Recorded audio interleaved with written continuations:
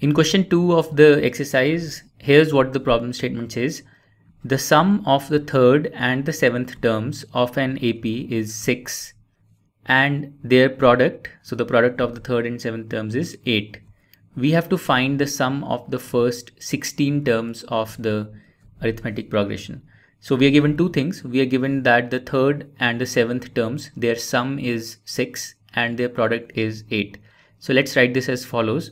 So A3, the third term, and A7, the seventh term, their sum is equal to 6, and A3 into A7, the product of these two terms is equal to 8. Using these two pieces of information, we have to find the sum of the first 16 terms of the AP. Now both the first term and the common difference, both of these are unknown. So let's assume them as variables. So let's assume that the first term of the AP is A, and let's assume that the common difference is D. So using the two pieces of information given to us, we will find we will write equations in A and D and then find their values. Now to write expressions for A3 and A7, we will use the relation for the nth term of an AP, AN. This is equal to A plus N minus 1 times D. Okay, now let's apply this. So we have A3 plus A7 is equal to 6. So A3 can be written as A plus 3 minus 1D or A plus 2D. So this is A3, and A7 can be written as A plus 7 minus 1D or A plus 6D. So this is equal to 6. Now from here we can write 2A plus 2D plus 6D, that's 8D. So 2A plus 8D, this is equal to 6. Or we can write A plus 4D, so dividing by 2 on both sides, A plus 4D, this is equal to 3. Okay, now let's use the second piece of information. A3 times A7 is equal to 8. So again, A3 can be written as A plus 2D, and A7 we can write as A plus 6D. This is equal to 8. Now what we will do is, in this second equation, we will write A in terms of D. And how will we do that? We will use this first relationship that we got, A plus 4D is equal to 3. So from here we can write A is equal to 3 minus 4D. So let's substitute this into this second equation that we've got. So instead of A, we will write 3 minus 4D and then plus 2D. And then again in the second bracket, we will write, instead of A, we will write 3 minus 4D and then plus 6D. This is equal to 8. So let's simplify this and see what we get. So 3 minus 4D plus 2D is 3 minus 2D. And in the second bracket, we have 3 minus 4D plus 6D. So this is equal to 3 plus 2D. So this is equal to 8.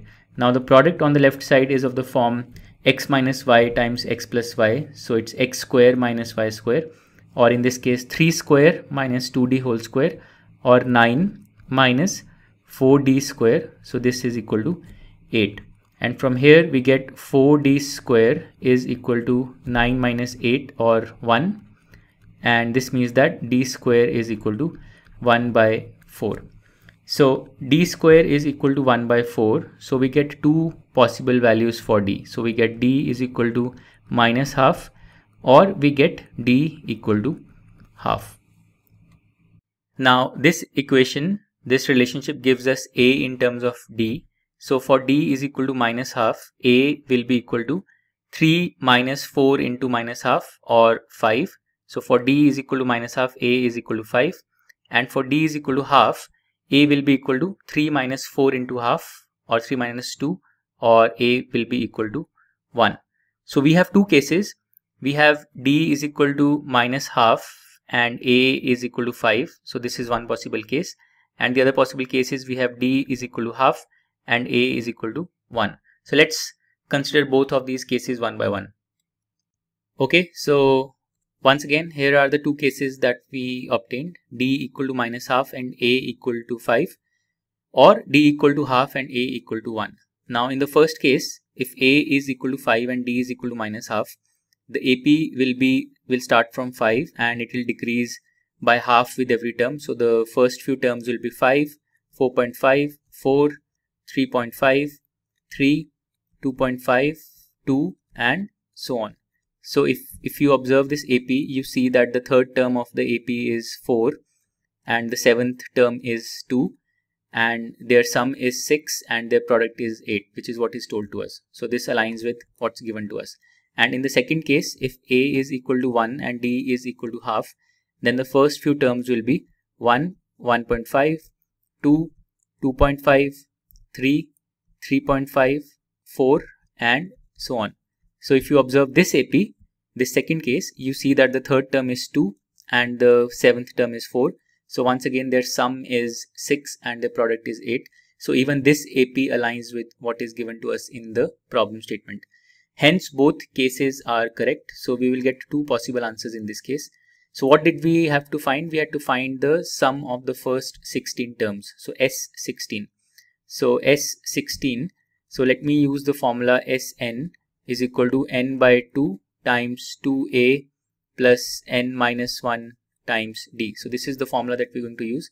So S16 will be equal to, for this first case, 16 by 2 times 2a. So a is 5, so 2a will be 10 plus n minus 1 into d. So n minus 1 will be 15 into d will be minus half. So this is what we will get. So 16 by 2 is 8. 8 into 10 and then 15 into minus half is minus 7.5. So 10 minus 7.5, or we get 8 into 2.5, which is equal to 20. So the sum of the first 16 terms for this first case is equal to 20. Now similarly, let's evaluate the sum of the first 16 terms for the second case. So this will be 16 by 2 times 2a. Now a is 1, so 2a will be 2 plus n minus 1 or 15 into d will be half in this case. So 16 by 2 is 8. 8 times 2 and then 15 into half is 7.5. So 2 plus 7.5 or 8 into 2 plus 7.5 is 9.5. So 8 into 9.5 and this is equal to 76. So the two possible answers are the sum of the first 16 terms could be either 20 in the case that we take this AP where a is equal to 5 and d is equal to minus half, or the sum of the first 16 terms could be 76 in the case that a is equal to 1 and d is equal to half. So two possible answers, 20 or 76. To learn more about how Cuemath can help you crack school and board exams, explore Cuemath Leap, a live online classroom program run by highly experienced and committed teachers.